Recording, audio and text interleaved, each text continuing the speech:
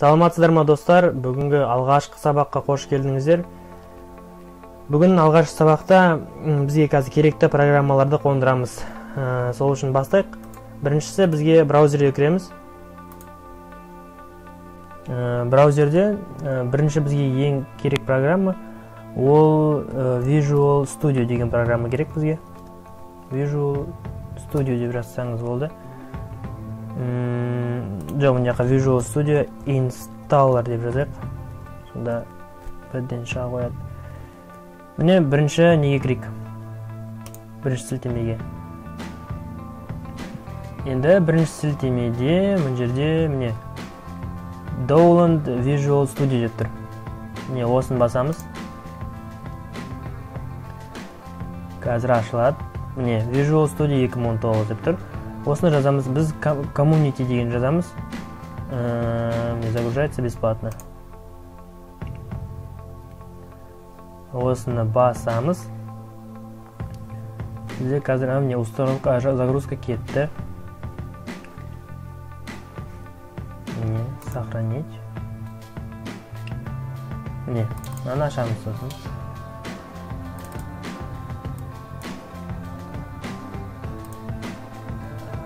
Қазір Visual Studio 2019 қондырамыз. Запустить. Не, установка кетті. Да.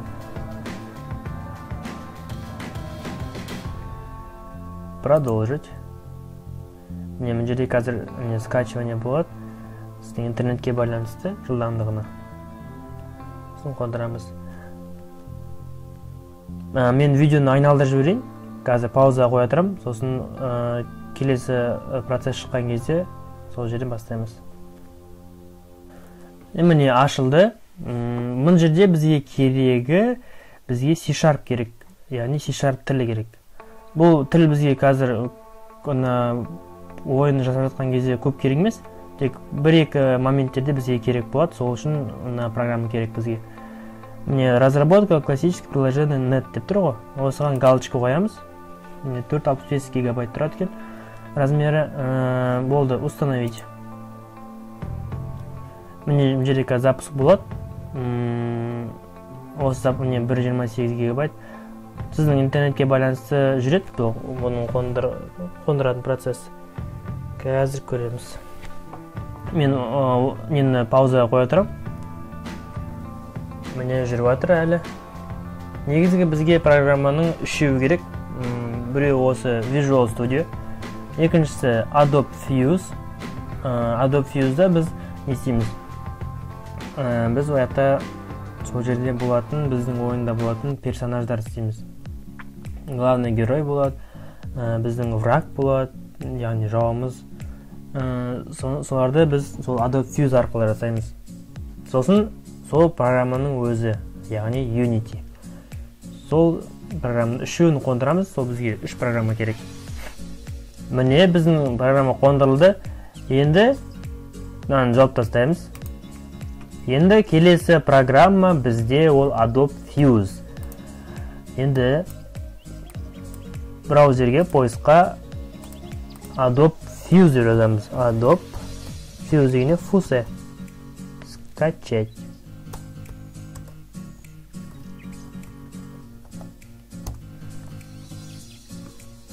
Нет. 3D модели и персонажи дейді. Басамыз. Мына жерде міне ашылды ғой сайт. Adobe сайт ашылды. Міне осындай адамдар жасаймыз. Осын барлығын үйренесіздер. Загрузить басамыз. Загрузить басқаннан кейін мына жерде тағы да шығу керек. Міне. Сохранить. Жазылып жатыр. Жазып болды ғой, енді ашамыз осыны. Мынаның ішінде де тағы да қондырамыз. Ашылсын.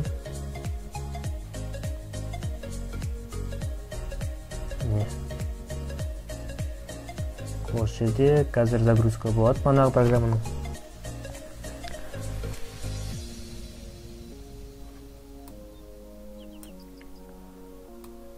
Барлығы пока түсінікті келе жатыр деп ойлаймын.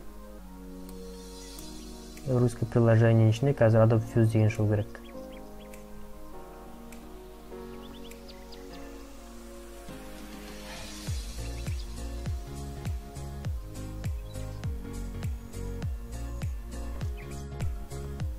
Міне ашылды. Осының ішінде біз қазір Adobe Fuse деген табамыз. Міне, ожидание болып өзі қондырылып жатыр екен. Қазір. Міне жаңа ожидание болып тұрды ғой. Енді установка жүріп жатыр. Енді осыны күтеміз. Пока паузаға баса тұрыңыз сабақты. Қондырып болғаннан кейін сол жерден жалғастырамыз. Болды, қондырылды Adobe Fuse. Енді міне ол астынан жоғалып, жоғарыдан шықты. Міне установленің ішінде Adobe Fuse тұр. Енді біз Unity'ді қондырамыз. Біз ойын жасайтын программның өзін қондырамыз. Ол үшін тағы браузерге кіреміз. Мына поискқа Unity деп жазамыз. Жай Unity деп жазамыз. Сосын мына жерде Unity платформа разработки в реальном времени деген сайт тұрады. unity.com. Осыған кіреміз. Unity для всех. Начать басамыз енді. Мына организация болып тұрады. Бұл жерде біз физическое лицо таңдаймыз. Сосын начни творить бесплатную версию Unity. Начать басамыз. Басты. Енді мына жерде начните здесь деп тұр ғой, осыны басамыз. Принять условия. Сохранить. Unity Hub жазылып жатыр. Unity Hub'тың ішіне қазір Unity'дің өзін қондырамыз.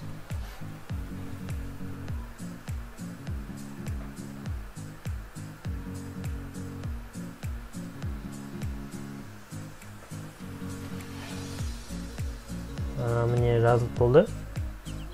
Енді ашамыз Unity Hub'ты. Ну, да. Это принимаю. Установить. Бұны программның тез қондырады, ал осының ішінен қазір Unity'дің өзін қондырамыз. Запустить Unity Hub. Браузерді жауып тастай берейік. Мынандай сіздер шықса, сізде бір антымауы сұрап жатса, разрешить баса беріңіз. Біріншісіне галочка қойып. Енді міне мынандай шықты. Мына жерде орыс тілі жоқ екен. Алдында болып таптап. Ладно. Install басамыз. Қондырады жетамдады. Да.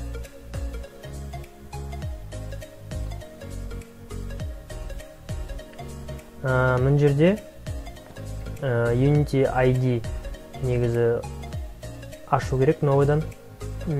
Ол үшін бірақ егер сізде Google аккаунт болса, онда мынаны басамыз. Сіздің Google аккаунт арқылы кіреді. Немесе Facebook арқылы. Осылай істеген тезді. Сол үшін sign with Google басамыз. Бізде телефон болғаннан кейін барлығымызда Google аккаунт бар ғой. Осыға почтамыз жазып кірейік. Пароль.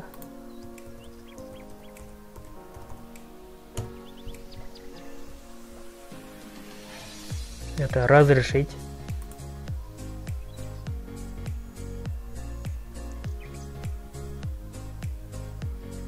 Керек емес. Мына жерде MT3-ді. MT3-ді таңдаймыз. Continue.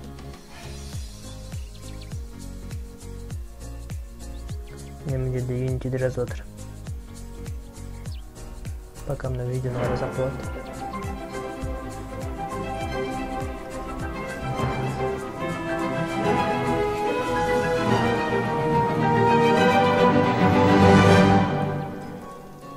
My first game. It was not good. It was so bad. It was just extremely buggy. I mean, it was a mess. Like None of us knew what we were doing. Сұрап жатыр да, сіздің бірінші ойыныңыз деп сұрап жатыр да, соны жауап беріп жатыр. Making games is a hard craft on its own. It is probably intimidating. It's challenging. It's really hard. But you have this whole community that could help you out with anything. You have a ball of clay in your hands, a ball of digital clay. Try to do that with friends. The same play. More powerful. And I'm one of the earliest Unreal goals to come to Unity. Unity. Пока жазылып жатыр. Видеоны паузаға қоя тұрамын.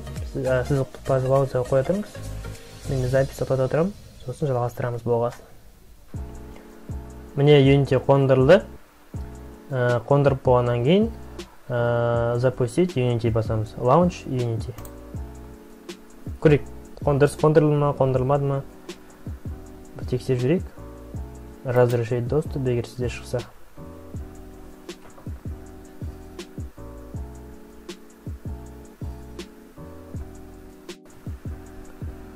Өзіне керекті программаларды қондырып жатыр. Скриптар.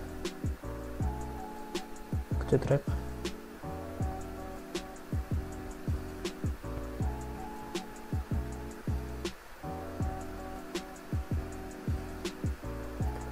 Міне ашылды.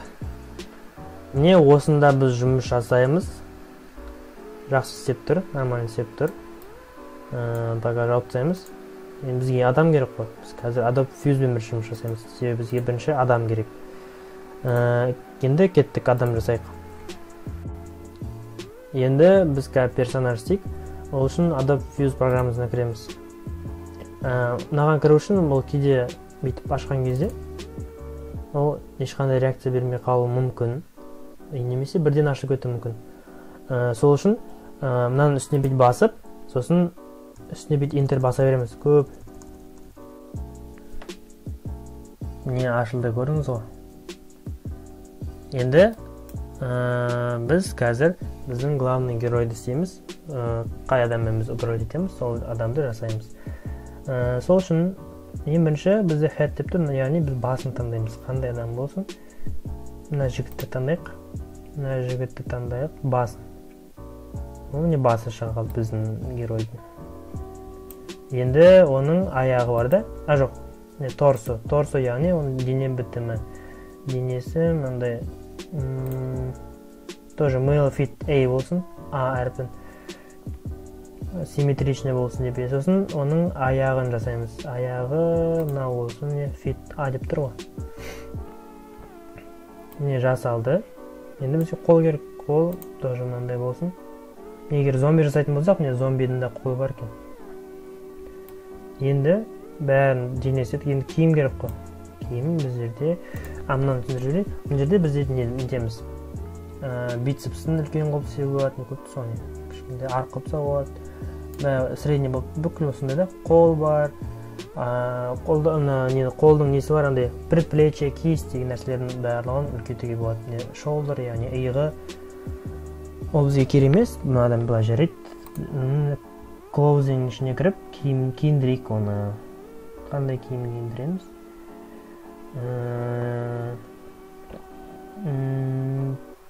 Полицейский қылып киіндіреміз бәлі. Андай бандиттер атты киіндірейік. Или полицейский киім киіндірейікші. Жақсы шаққан дейік. Енді боттом істейді. Яғни шалбарлар. Полис униформ. Ол міне барлығы бар. Енді полицейскінің аяқ киімі жоқ шығар. Сол үшін бір етікті таңдай салайық. Етікпен жүре берсін. Көрдіңіз бе бүйтті қалай ыңғайлы жасағанда адамдарға жасайды. Качествосы андай жылтырап тұр. Енді hair, шашы мынандай болсын. Шашы өзіңіз қарайсыз ғой, қайсын таңдаңыз келеді. Мындай чупакабра сияқты біреу бар. Очки, шляпа. Мне полис кэп бүйтіп әркен. Кімдер очкимен жүрмейді шығар, да? Бірақ Америкада жүреді ғой. Кигізіп қойып. Барлығы киіндірдік. Енді Кендіріп болдық қой, адам осылай жасадық. Адамымыз, осы адам бізде главный герой болады. Яғни біз осы адаммен управлять етеміз, осы адамды басқарамыз. Енді біз не басамыз? Send to Mixamo деген емес па? Осыны басамыз. Сізде болу керек. Адамның атын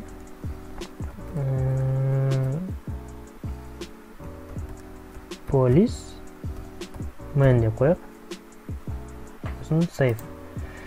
Осын сақтаймыз қазір.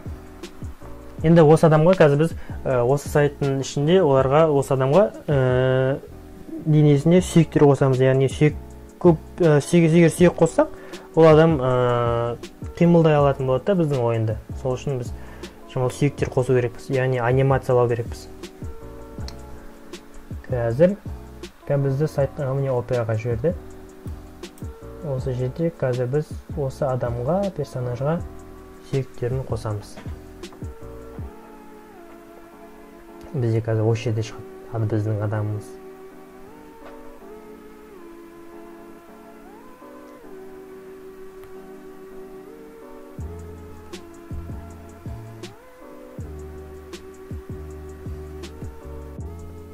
Міне біздің адам сайтқа енгізілді. Көрдіңіз ғой? Адамымыз үш қозғалады біздің. Енді міне стандарт скелетон. Скелетон деген яғни нелер сүйектері. Бізде сүйектер әр саусақтарында да бар. Мынатаналарды өзгертсек, 29 қойсақ, 49 қойсақ, тек қана міне варышки сияқты болып қалады, көрдіңіз бе? Мына жерде сүйек, мына жерде сүйек, мына жерде сүйек болады. Сол үшін бізге стандартный керек, бүкіл жерге. Сосын update rig басамыз. Енді өткеміз қазір біздің неге? Біздің адамға сүйектерін қосып береді. Себебі біз мына 49-ға өзгерттік қой. Сол үшін қайтып 65-ке қойып жатыр. Көрсетейін дегем ғой. Айырмашылығын қай сүйек қалай болады. Егер бізде, например, мана көрдіңіз ғой, әр саусағында бар сүйектер. Яғни қазір біз ойын кезде біз әр саусағын жеке-жеке қозғалып түсе аламыз. Міне 65 сүйекті енгізді. Енді finish басамыз. Use this character басамыз. Character деп өтеді негізі. Міне animate басамыз. Анимациялау. Өзі мына анимацияларын бәрін билетіп қоюға болады. Барлық анимациялар ұйқыдан тұрады. Ұйқыдан емес, билейді бұлай. Тағы не бар мұнда? Шыңғырып жатыр. Барлық анимациялар бұл сайтта бар. Бірақ бізге бұл керек емес. Біз себебі Unity'дің өзінен сол нелерді қоямыз. Анимацияларды істейміз. Дайын болды. Енді download басамыз. Осы адамды енді жазып алу керек қой. Сүйектерін енгіздік. Мына жерде формат деген жерде FBX for Unity басамыз. FBX for Unity. Позиция, позасы, яғни T-pose. T-pose деген түсінтір сода, қолдарын екі жаққа созып, не Т сияқты болып тұр да. Сондай күйінде жазамыз. Download. Біз сүйек қосылған адамды енді өзімізге жазып аламыз.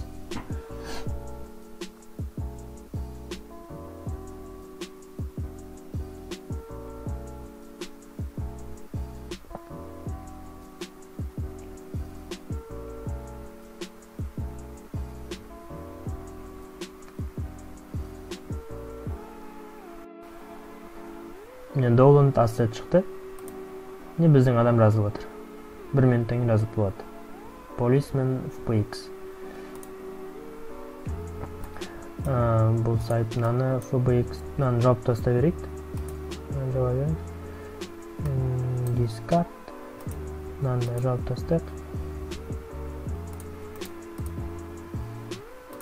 Жазылып болсын. Адам жазылып болды. Сол жазылған адамды алып шығайық. Мына жерде тұр да. Бізде тұр. Загрузки тұра берсін пока. Оған ораламыз. Мынаны жауып тастаймыз. Енді біз манағы адамды Unity'nin ішіне кіргізейік. Ол үшін Unity'ді ашамыз. Сізде рабочий столда мынандай жазылу керек. Соны ашамыз Unity'ді. Қазір осы Unity'nin ішіне адамымызды кіргіземіз.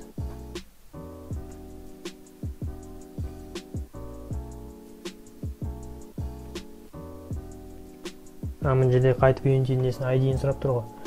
Мына Google арқылы кіргенде кірейік.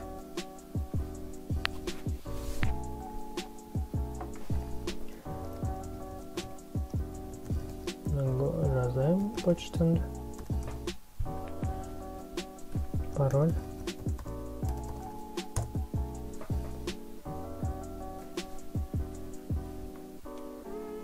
Қазір.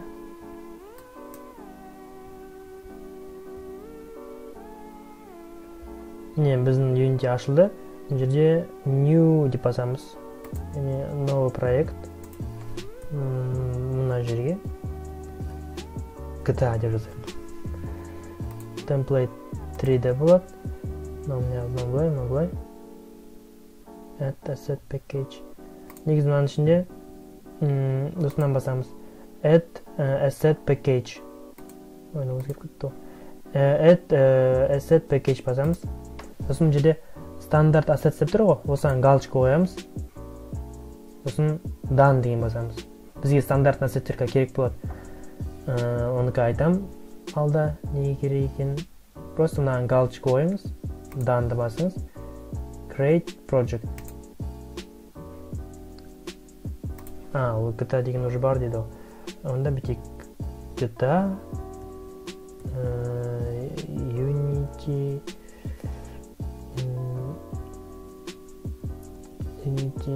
game дейік. Create project. Не кетті.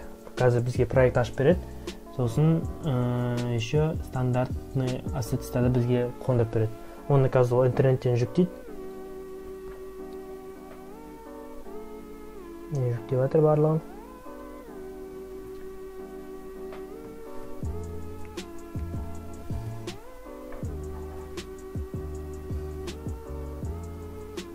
Ұзақтау болуы мүмкін. Себебі мына стандарт ассеттерді көшіріп жатыр ғой.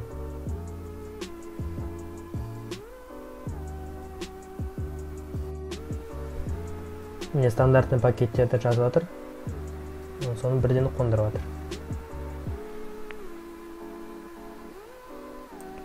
Сол үшін жама ұзақтау болады. Интернетке де сіздің компьютердің қуаттылығына да байланысты.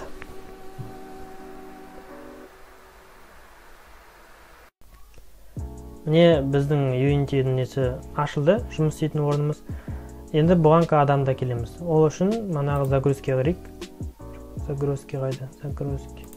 Загрузкенің ішіне полисмен деген адамымыз тұр. Біз ана сайттан көшіріп алған. Енді осыны копировать етеміз. Сосын біздің проекттің сақталған жерін табайық. Мына GTA Unity Game деп тұрған проекттің табайық. Поисктан табайық. GTA Unity Game деген табылды. Біздің проект міне. Осы жерде сақталған екен біздің проект. Осының ішінде assets деген папка бар. Assets ішінде бізге папка создать етеміз. Папканы құрамыз. Бұл жерге бүйтіп жазайық. Models. Модельдер. Осының ішіне ставить етеміз. Ставить етілді. Енді ол міне автоматты өзі полисменді енгізді. Енді project-ның ішіне кіреміз. Міне assets-ның ішіне models деген папка аштық қой, мана біз. Ол міне тұр. Ішін ашайық. Міне біздің адамымыз тұр.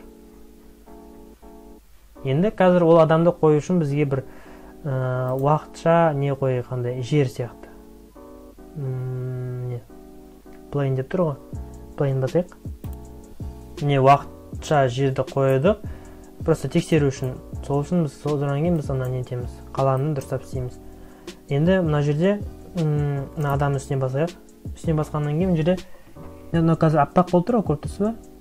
Сол үшін бізге қазір өзінің ана полицейский формасының текстурасын шығару керек. Яғни сыртындағы ана аппақ емес, бізге не болып тұру керек қой, полицейский формаларын шығып тұру керек.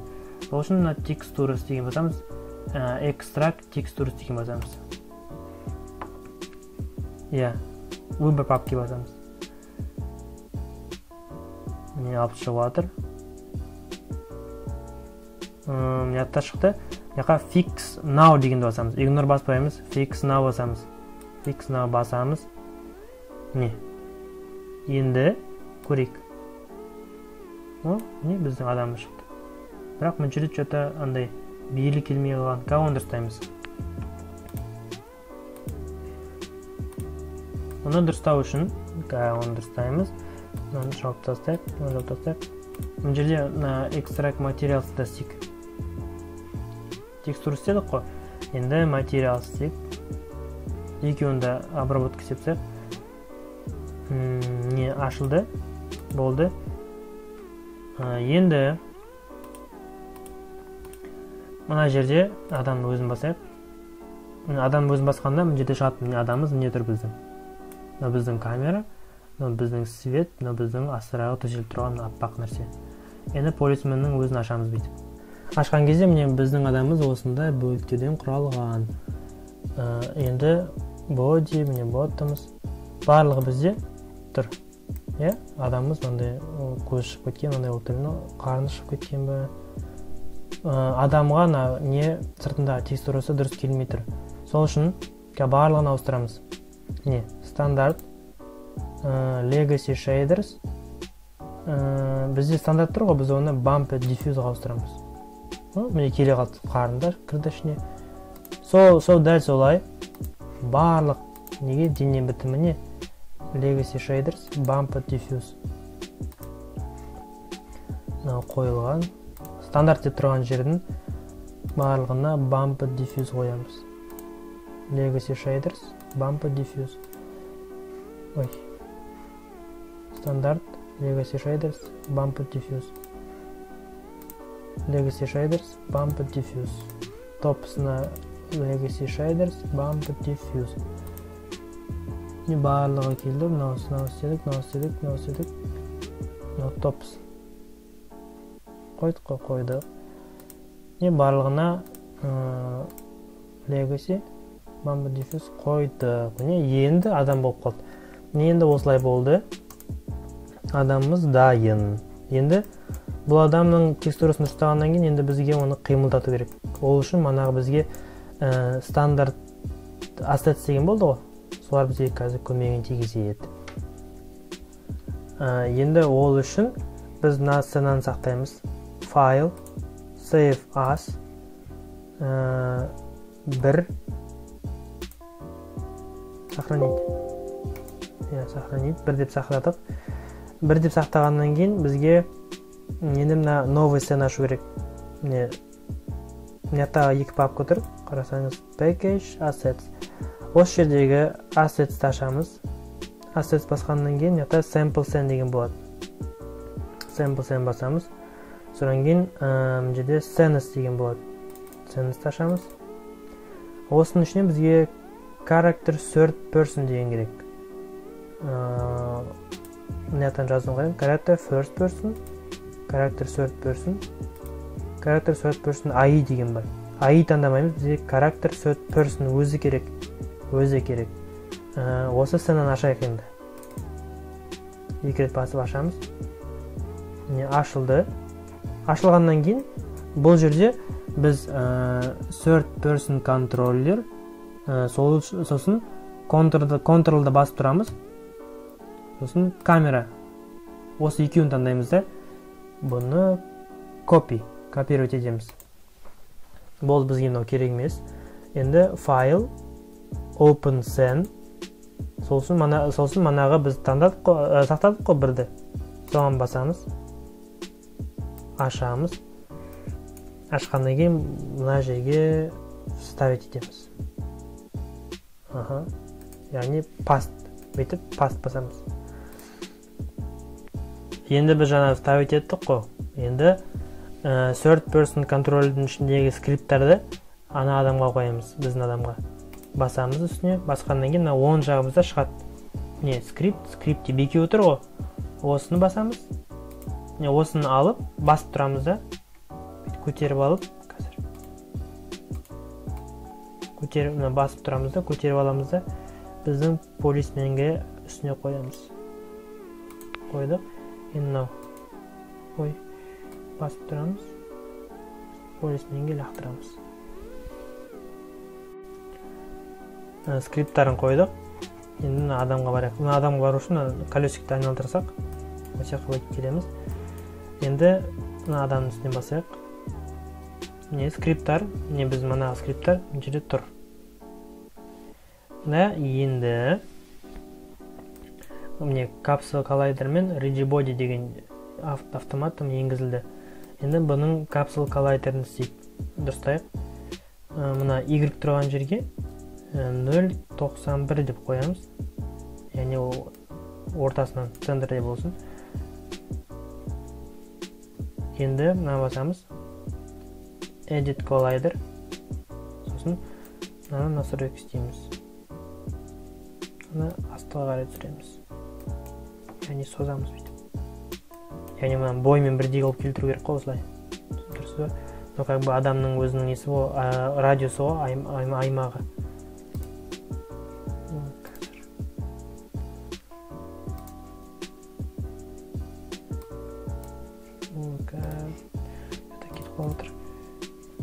Жақындатайық. Адамның аяғын бойымен істеу керек. Қатты түсіп кетті. Аяқ киіммен бірдей қылып істеу керек. Сосын мынаны бүйтіп салу керек.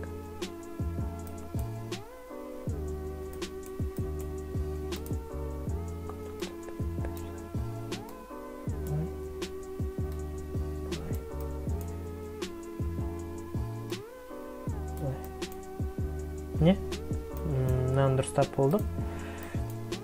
Енді мына жерде бізде контроллер деген тұр ғой, міне аниматор, контроллер. Бұл жерге біз қазір аниматор контрольді қоямыз. Ол үшін assets, стандарт assets, сосын осының ішінде бізде қазір character, сосын third person controller, third person character, осының ішінде аниматор, animation емес, аниматордың ішіне кіреміз. Third person'ды қайтымда кетіп қалды ғой, оң жақта кетіп қалды көрдіңіз. Сол үшін полисменді қайт басамыз. Аниматор деген жерге, контроллер деген жерге үстіне басып тұрып, жоқ, қоямыз да, бүйтіп басып, сразу мұнеқа үстіне қоямыз. Мынаның үстіне орнына. Third person аниматор контроль мынаның үстіне енгізілді. Енді бізге керек мына полисмен несін, меткасын біз неге ауыстырамыз? Плеерға ауыстырамыз. Tag деген жерде плеерға ауыстырамыз. Сосын мына камера деген жерде ашайық. Міне ашық тұр ғой. Жоқ, ашайық. Міне мына камераны ашқаннан кейін астыға түсіреміз. Мына free look камера rig деп тұр ғой. Сол жерде бізде таргет, яғни цель. Біздің целіміз, яғни біздің камерамыз не түсіреміз, соны таңдаймыз. Бұл жерде бізге түсіру керек адамды. Біздің адамды басып тұрамыз да, таргет деген жерге мына біздің полисменді қоямыз. Міне, қойылды. Қойылғаннан кейін бізде бірдеңе қалып қойды. Оны қазір дұрыстаймыз. Міне, assets'in ішінде, models'in ішінде адамымыз тұр ғой, полисмен деген. Соның үстіне басамыз. Осының жерде rig деген жерде animation type'ның ішінде generic'ті басып гуманоидқа ауыстырамыз. Apply. Енді қойғаннан кейін енді тексеріп көреміз қазір. Жоқ, тексерместен бұрын third person controller дегенде галочканы алып тастаймыз. Бізге керек емес бұл. Сосын main камераны delete деп өшіріп тастаймыз. Болды. Енді мына деп запуск басамыз. Play. Біздің алғашқы ойынымыз. Көрдіңіз ғой, біздің персонаж уже бірінші сабақта қозғалып, секіре алады. Сыны бассаңыз бүйтіп отырып жүреді. Shift бассаңыз мен бағандай жая жүреді. Көрдіңіз ғой? Мына жақта геймнің үстіне оң жақпен басып максимайз деуге болады. Біздің GTA-ның бүйтіп былай айтқанда иісі уже шығып бастап жатыр. Не? Бірінші сабақ осымен аяқталады. Енді келесі сабақта біз қаланы істеп бастаймыз. Сол енді көріскенше осыны достарыңызға көрсетіп, осылай көрсетсеңіз болады. Мен бірінші ойыным деп құттықтаймын. Келесі сабақта көріскенше достар.